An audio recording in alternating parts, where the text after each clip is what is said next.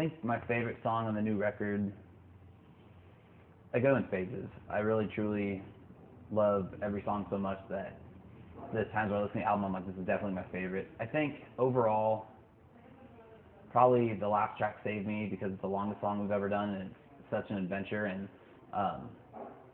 it's just a hard song to be replicated by any band, you know, and I think it really shows what Avenged Sevenfold is all about, and the lyrics are very striking, and the musicianship, you know, really shows off, and I think our fans will be able to listen to that song for a long time and never get sick of it.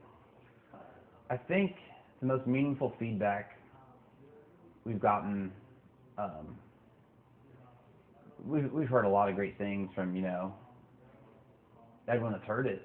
I think the most meaningful is when our fans truly appreciate what we have been through to bring them the album.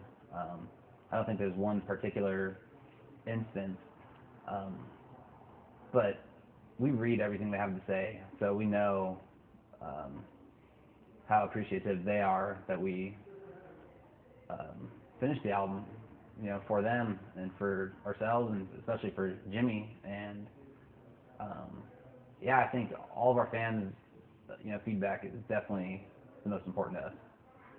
I think they're great songs. You know, there's a couple songs that didn't make it on the album.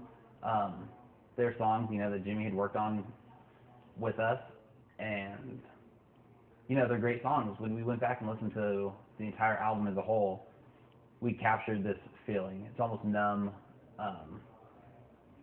and each song really transfers into the next song, conveying that feeling. And a couple of these songs, we just couldn't find a place on the record for them.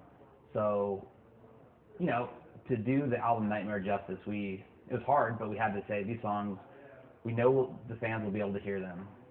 But as far as Nightmare, this album's so, you know, important and such a magical album to us, it needs to be left, you know, with the songs and the arrangements that we have them, and give the extra songs so fans can at least hear them.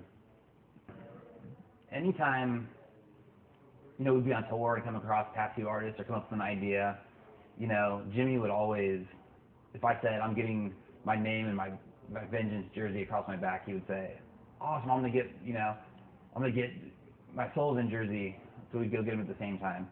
Or I decided to get 1981 tattooed, and he's like, all right, we're starting the 1981 crew, you know, because we were born in 1981, and he got the tattoo. And that went for anyone, you know, whether it was one of our dear friends, you know, who was Jimmy's drum tech, you know, if he got a tattoo, Jimmy would get a matching tattoo, because he really cared about his friends so much, and he always wanted everyone to feel part of everything that we did with all of our friendship.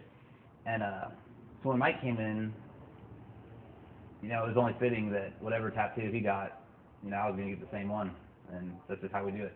The one thing that I'll remember the most is that he demanded affection like no one I've ever seen.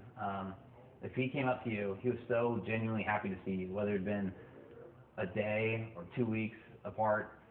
You know, he would grab you and he would hug you in a way that most people would get uncomfortable. When he grabbed you and hugged you, it was just unbelievable, and he demanded that you let him know that, you know, how much you loved him, and because he would always return that, and he just demanded, you know, affection like a child or something, and it was awesome. That's hands down, I'll never forget that.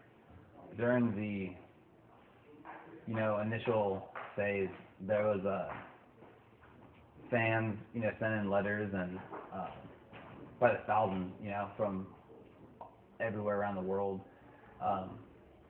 And it was so special to know that they really cared so much, and they cared about us, and it was just overwhelming. I can't think of one particular, you know, instance, but it was definitely just their overwhelming support that even kept us going.